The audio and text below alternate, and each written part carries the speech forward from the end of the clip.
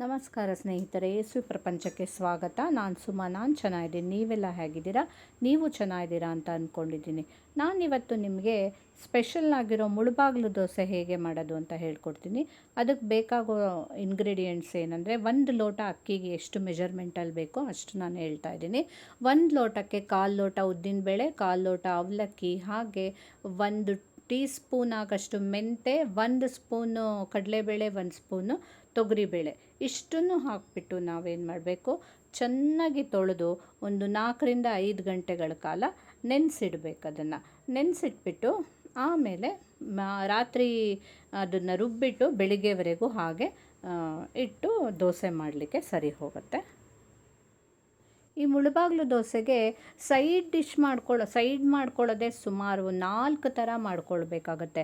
ಅದಕ್ಕೆ ಸ್ಪೆಷಲ್ಲಾಗಿರೋ ಚಟ್ನಿ ಪುಡಿ ಬೇಕು, ಕೆಂಪು ಚಟ್ನಿ ಬೇಕು, ಆಲೂ ಪಲ್ಯ ಬೇಕು, ಹಾಗೆ ಗ್ರೀನ್ ಚಟ್ನಿನೂ ಬೇಕಾಗತ್ತೆ. ಈಗ ನಾನು 1 ಬೈ 1 ನಿಮ್ಗೆ ಅದ್ರದ್ದು ಮಾಡೋದು ಹೇಳ್ಕೊಡ್ತೀನಿ. ಫಸ್ಟು ನಾನು ಮಾಡ್ತಾ ಇರೋದು ಇದು ಚಟ್ನಿ ಪುಡಿ ಮಾಡ್ಕೊಳ್ತಾ ಇದ್ದೀನಿ. ಅದಕ್ಕೆ 1 ಗಡ್ಡೆ ಒಂದು ಗಡ್ಡೆ ಬೆಳ್ಳುಳ್ಳಿನ ಬಿಡಿಸ್ಬಿಟ್ಟು ಈ ರೀತಿ ಚೆನ್ನಾಗಿ ಬಾಡಿಸ್ಕೊಳ್ಳಿ. ಹಾಗೆ ಒಂದು ಸ್ವಲ್ಪ 4-5 ಆಗಷ್ಟು ಕೆಂಪು ಮೆಣಸು, ಇಲ್ಲಿ ನಿಮಗೆ ಖಾರ ಇನ್ನೂ ಬೇಕಂದರೆ ಇನ್ನೂ ಮೆಣಸಿನ್ಕಾಯಿನ ಹಾಕ್ಕೊಳ್ಬೋದು. ಹಾಗೆ ಇದನ್ನು ಬಾಡಿಸ್ಕೊಳ್ಬೇಕು.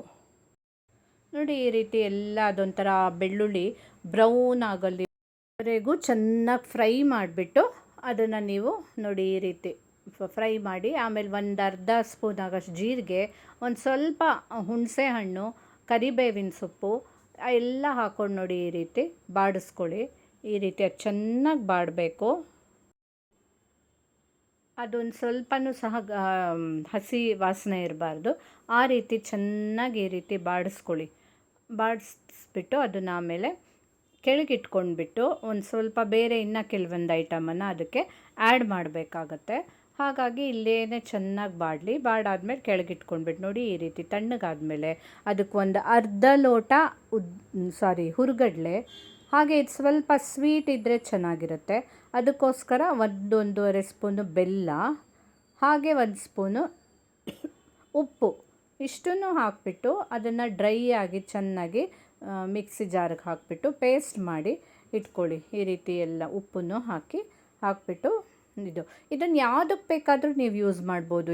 ಡಬ್ಬಿಗೆ ಹಾಕಿ ಇಟ್ಕೊಂಡ್ಬಿಟ್ರೆ ಬೇರೆ ದೋಸೆಗಳಿಗೆ ಯೂಸ್ ಮಾಡ್ಬೋದು, ಅನ್ನಕ್ಕೆ ಯೂಸ್ ಮಾಡ್ಬೋದು, ರೊಟ್ಟಿಗೆ ಒಂದು ಸ್ವಲ್ಪ ಮೊಸರು ಜೊತೆ ಸೇರಿಸ್ಕೊಂಡು ತಿಂದರೆ ಅದು ಸಹ ಚೆನ್ನಾಗಿರುತ್ತೆ. ಹಾಗಾಗಿ ಒಂದು ಸ್ವಲ್ಪ ಜಾಸ್ತಿ ಮಾಡಿ ಡಬ್ಬದಲ್ಲಿ ಇಟ್ಕೊಂಡ್ರೆ ಏನಕ್ಕಾದರೂ ಯೂಸ್ ಆಗುತ್ತೆ ಅದು. ಇಷ್ಟು ಆದಮೇಲೆ ಅಲ್ಲಿಗೆ ನಮ್ಮದು ಫಸ್ಟ್ ಚಟ್ನಿ ಪುಡಿ ರೆಡಿ ಆಯಿತು. ಈಗ ನಾವೇನು ಮಾಡಬೇಕು, ಕೆಂಪು ಚಟ್ನಿ ಮಾಡ್ಕೊಳ್ಳೋಣ. ಕೆಂಪು ಚಟ್ನಿ ಮಾಡೋಕ್ಕೆ ನಮಗೆ ಬೇಕಾಗಿರೋದು ಸ್ವಲ್ಪ ಬೆಳ್ಳುಳ್ಳಿ, ಹುಣಸೆಹಣ್ಣು, 1-2 ಸ್ಪೂನು ಹುರುಗಡ್ಲೆ, ಒಂಚೂರು ಕಾಯಿ, ಒಣಮೆಣಸು, ಹಾಗೆ ಒಂದು ಅರ್ಧ ಈರುಳ್ಳಿ, ಇದಿಷ್ಟನ್ನು ನೀರು ಹಾಕಿಬಿಟ್ಟು ಚೆನ್ನಾಗಿ ಪೇಸ್ಟ್ ಮಾಡಿ ಈ ರೀತಿ ರೆಡಿ ಮಾಡಿ ಇಟ್ಕೊಂಡ್ಬಿಡೋಣ. ಸೊ ಅಲ್ಲಿಗೆ ನಮ್ಮದು ಚಟ್ನಿ ಇಷ್ಟನ್ನು ಸಹ ರೆಡಿ ಆಯಿತು. ನಾನಿಲ್ಲಿ ಉಪ್ಪು ಹಾಕಿರಲಿಲ್ಲ, ಹಾಗಾಗಿ ಇಲ್ಲಿ ಈಗ ಉಪ್ಪು ಸೇರಿಸ್ತಾ ಇದ್ದೀನಿ. ಡಬ್ಬಿಗೆ ಎತ್ತಿಟ್ಕೊಂಡಾಗ ನೆನಪಾಯಿತು, ಉಪ್ಪು ಹಾಕಿಬಿಟ್ಟು ಇಟ್ಕೊಂಡು. ಇದನ್ನು ರುಬ್ಬುವಾಗ್ಲೂ ಹಾಕ್ಕೋಬೋದು ಅಥವಾ ಈ ರೀತಿ ಕೊನೆಗೆ ಬೆರೆಸ್ಕೊಂಡ್ರೂ ಏನಾಗೋದಿಲ್ಲ. ಅಲ್ಲಿಗೆ ಇದಾಯಿತು, ಚಟ್ನಿ ಪುಡಿ ಆಯಿತು. ಸೊ ನಾನು ಅದೆರಡು ಎತ್ತಿಟ್ಕೊಂಡೆ. ಇವಾಗ ನೆಕ್ಸ್ಟ್ ನಾವು ಪಲ್ಯ ಮಾಡ್ಕೊಳ್ಳೋಣ.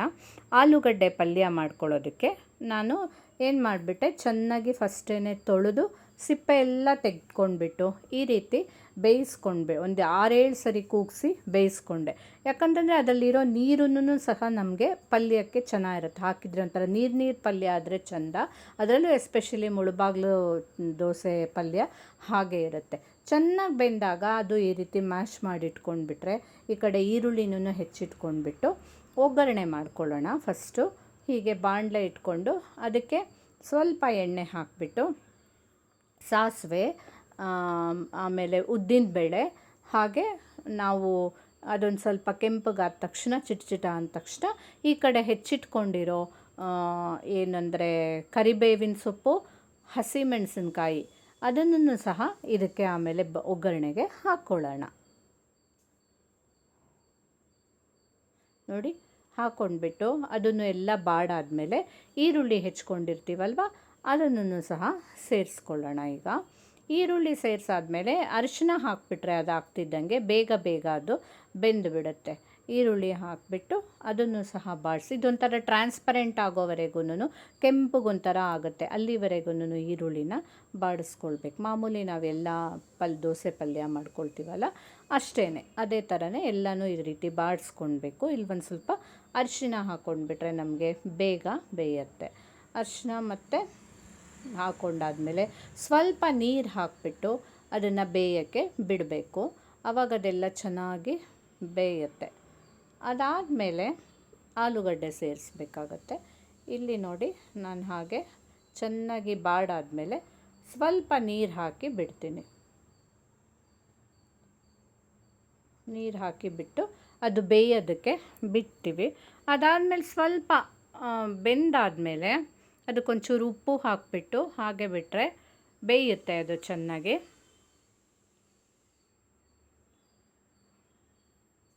ಕೊನೆಗೆ ನಾವು ಮ್ಯಾಶ್ ಮಾಡ್ಕೊಂಡಿರೋ ಆಲೂಗಡ್ಡೆ ಹಾಕಿಬಿಟ್ರೆ ಮೇಲಿಂದ ಕಾಯಿ, ಒಂದು ಸ್ವಲ್ಪ ಕೊತ್ತಂಬರಿ ಸೊಪ್ಪು ಎಲ್ಲ ಹಾಕಿಬಿಟ್ರೆ ನಮ್ಮ ಆಲೂಗಡ್ಡೆ ಪಲ್ಯ ತುಂಬ ಚೆನ್ನಾಗಿ ರೆಡಿ ಆಗುತ್ತೆ.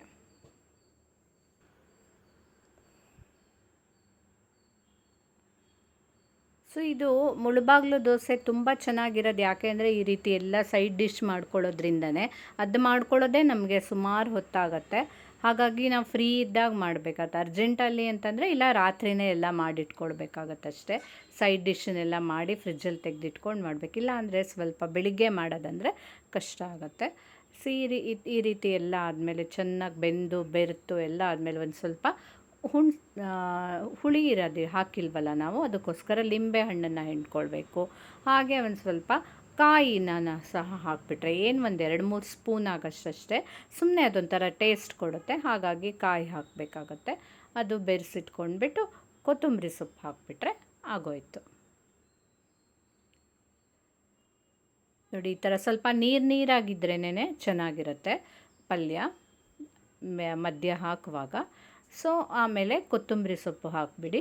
ಕೊನೆಗೆ ಕೊತ್ತಂಬರಿ ಸೊಪ್ಪು ಹಾಕಿ ಮಗ್ಚಿಟ್ರೆ ಅಲ್ಲಿಗೆ ಈ ಪಲ್ಯನೂ ಆಯಿತು. 3 ಆಯ್ತು. ಲಾಸ್ಟ್ ನಾವು ಮಾಡ್ಕೊಳ್ಬೇಕಾಗಿರೋದಂದರೆ ಗ್ರೀನ್ ಚಟ್ನಿ. ಅದ್ರ ಮಧ್ಯ ನೋಡಿ ಇಲ್ಲಿ ನಾನು ದೋಸೆ ಹಿಟ್ಟು ರಾತ್ರಿ ರುಬ್ಬಿಟ್ಟಿದ್ದನ್ನು ಈ ರೀತಿ ಚೆನ್ನಾಗಿ ಹುದುಗಿ ಬಂದಿರುತ್ತೆ. ನನಗೆ ಎಷ್ಟು ಬೇಕೋ ಅಷ್ಟು ತೆಗೆದಿಟ್ಕೊಂಡು ಅದಕ್ಕೆ ಉಪ್ಪು ನಮಗೆ ರುಚಿಗೆ ಬೇಕಾದಷ್ಟು ಸೇರಿಸಿ ರೆಡಿ ಮಾಡಿ ಇಟ್ಕೊಂಡಿದ್ದೀನಿ. ಈ ರೀತಿ ಇರುತ್ತೆ ಅದರ ಹಿಟ್ಟು. ಸೊ ಅದಾದಮೇಲೆ ನಾನು ಗ್ರೀನ್ ಚಟ್ನಿ ಮಾಡೋದಿಲ್ಲಿ ನೋಡಿ ಹೇಳ್ಕೊಡ್ತಾ ಇದ್ದೀನಿ. 1 ಕಪ್ ಆಗಷ್ಟು ಕಾಯಿಗೆ ಒಂದು ಸ್ವಲ್ಪ ಹುರುಗಡ್ಲೆ, ಹಾಗೆ 1-2 ಹಸಿಮೆಣಸಿನ್ಕಾಯಿ, ಒಂಚೂರು ಕೊತ್ತಂಬರಿ ಸೊಪ್ಪು, ಶುಂಠಿ, ಹುಣಸೆಹಣ್ಣು, ಉಪ್ಪು ಎಲ್ಲ ಒಟ್ಟಿಗೆ ಹಾಕಿಬಿಟ್ಟು ಚೂರು ನೀರು ಹಾಕಿಬಿಟ್ಟು ಅದಕ್ಕೆ ರುಬ್ಬಿಟ್ರೆ ಒಂದೇ ಸರಿಗೆ ಆಗೋಯ್ತು ಚಟ್ನಿ. ಆಮೇಲೆ ಮೇಲಿಂದ ಸ್ವಲ್ಪ ಒಗ್ಗರಣೆ ಕೊಟ್ಟರೆ ಆಯ್ತಷ್ಟೇ. ನೋಡಿ ನಾನಿಲ್ಲಿ ಚಟ್ನಿ ರುಬ್ಬಿದ್ದೀನಿ, ಹಾಗೆ ಮೇಲಿಂದ ಆಮೇಲೆ ಒಗ್ಗರಣೆ ಕೊಟ್ಟು ಅದನ್ನು ಸಹ ರೆಡಿ ಮಾಡಿಕೊಂಡೆ. ಈಗ ನೆಕ್ಸ್ಟು ನಾವು ಹಂಚಿಟ್ಬಿಟ್ಟು ದೋಸೆ ಹಾಕೋಣ. ಈ ರೀತಿ ಹಂಚಿಟ್ಕೊಂಡ್ಬಿಟ್ಟು ಅದಕ್ಕೆ ಮೇಲಿಂದ ಫಸ್ಟು ಎಣ್ಣೆ ಹಾಕಿ ಆಮೇಲೆ ಸ್ವಲ್ಪ ನೀರು ಹಾಕಿಬಿಟ್ಟು ಅದನ್ನು ಎಲ್ಲ ಕಡೆನೂ ಅದು ಹಚ್ಚಿದರೆ ಅವಾಗ ತೆಳ್ಳಗೆ ನೀಟಾಗಿ ಬರುತ್ತೆ, ಹತ್ಕೊಳ್ಳಲ್ಲ ಹಂಚಿಗೆ ಹಿಟ್ಟು. ಈ ರೀತಿ ಫಸ್ಟು ನೋಡಿ ನನ್ನ ಹತ್ರ ಮುಳುಬಾಗಿಲು ದೋಸೆದು ಹಂಚಿರಲಿಲ್ಲ, ಅದಕ್ಕೋಸ್ಕರ ಇದರಲ್ಲೇ ಮಾಡ್ತಾಯಿದ್ದೀನಿ. ಆ ವೇ ಮಾತ್ರ ಫಾಲೋ ಮಾಡ್ತಾಯಿದ್ದೀನಿ. ಮಧ್ಯ ದಪ್ಪ ಇರುತ್ತೆ, ಸೈಡೆಲ್ಲ ತುಂಬ ತೆಳ್ಳಗೆ ಮಾಡಿರ್ತಾರೆ ಅವರು. ಸೊ ಆ ಥರ ಹಾಕಿಬಿಟ್ಟು ಫಸ್ಟು ಮುಚ್ಚಿ 2-3 ನಿಮಿಷ ಬಿಟ್ಟು ಆಮೇಲೆ ನೋಡಿ ಲೈಟಾಗಿ ಅದು ಕೆಂಪು ಬರೋಕ್ಕೆ ಶುರು ಆಗಿರುತ್ತೆ. ಆಗ ನೀವು ತುಪ್ಪ ಹಾಕಬೇಕು. ಇದಕ್ಕೆ ಎಣ್ಣೆ ಹಾಕಲೇಬೇಡಿ. ಮುಳುಬಾಗಿಲು ದೋಸೆದು ಸ್ಪೆಷಾಲಿಟಿ ಅಂದ್ರೇ ತುಪ್ಪ. ನೀವು ಅವರು ಅರ್ಧ ಸೌಟ್ಗಟ್ಟಲೆ ಸುರಿತಾರೆ ಹೋಟ್ಲುಗಳಲ್ಲಿ, ಬಟ್ ನಮಗೆ ಆ ಥರ ತಿನ್ನೋಕ್ಕಾಗಲ್ಲ. ಅಲ್ಲಿ ಹೋದಾಗ ಒಂದು ತಿಂತೀವಿ ಆಗುತ್ತೆ, ಮನೆಯಲ್ಲಿ ಆ ಥರ ತಿಂದರೆ ಹೆಲ್ತಿಗೂ ಒಳ್ಳೆಯದಲ್ಲ, ಆಗೋದು ಇಲ್ಲ ತಿನ್ನೋಕ್ಕೆ. ಸೊ ಅದಕ್ಕೋಸ್ಕರ ಎಷ್ಟು ಬೇಕೋ ಅಷ್ಟು ತುಪ್ಪ ಹಾಕ್ಕೊಂಡು ಮೇಲಿಂದ ಸ್ವಲ್ಪ ಈ ರೀತಿ ಕೆಂಪು ಚಟ್ನಿನ ಫಸ್ಟು ಹಚ್ಕೊಳ್ಬೇಕು. ಅದಾದಮೇಲೆ ಎಲ್ಲ ನೀವು ಇದು ಮಾಡ್ಕೊಂಡಿರ್ತೀರಲ್ಲ ಚಟ್ನಿ ಪುಡಿ, ಆ ಚಟ್ನಿ ಪುಡಿನ ಮೇಲಿಂದ ಎಲ್ಲ ಕಡೆ ಇಡೀ ದೋಸೆಗೆ ಉದುರಿಸ್ಕೊಳ್ಳಿ. ಇದೇ ಅದ್ರದ್ದು ಸ್ಪೆಷಾಲಿಟಿ ಅಂತಂದರೆ ಇದೇನೇ ಸ್ಪೆಷಲ್ ಟೇಸ್ಟ್ ಕೊಡುತ್ತೆ ಅದಕ್ಕೆ ದೋಸೆಗೆ. ಸ್ವಲ್ಪ ಸಕ್ಕರೆ ಬೆಲ್ಲನೂ ಹಾಕಿರೋದ್ರಿಂದ ಒಂಥರ ತುಂಬ ಸ್ಪೆಷಲ್ಲಾಗಿರುತ್ತೆ ಈ ಚಟ್ನಿ ಪುಡಿ ಟೇಸ್ಟು. ಇದಾದಮೇಲೆ ಪಲ್ಯ ಹಾಕ್ಕೊಂಡ್ರೆ ನೋಡಿ ಗರಿ ಗರಿಯಾದ ಮುಳುಬಾಗ್ಲು ದೋಸೆ ನಮಗೆ ರೆಡಿಯಾಗಿದೆ. ನೀವು ಸಹ ಖಂಡಿತ ಮಾಡಿ ಹೇಗಿತ್ತು ಅಂತ ನನಗೆ ಕಮೆಂಟ್ ಮಾಡಿ ಹೇಳಿ, ಲೈಕ್ ಮಾಡಿ, ಶೇರ್ ಮಾಡಿ, ಹಾಗೆ ಮರೀದೆ ನನ್ನ ಎಸ್ವಿ ಪ್ರಪಂಚನ ಸಬ್ಸ್ಕ್ರೈಬ್ ಮಾಡಿ. ಖಂಡಿತ ಸಬ್ಸ್ಕ್ರೈಬ್ ಮಾಡಿ, ಯಾಕೆಂದರೆ ಆಗ ನನಗೆ ಈ ಥರ ಬೇರೆ ಬೇರೆ ಹೊಸ ಹೊಸ ಥರ ತಿಂಡಿ ಮಾಡಿ ಹಾಕಲಿಕ್ಕೆ ಒಂಥರ ಇನ್ಸ್ಪಿರೇಷನ್ ಬರುತ್ತೆ. ಅದಕ್ಕೋಸ್ಕರ ಸಬ್ಸ್ಕ್ರೈಬ್ ಮಾಡಿ. Thank you.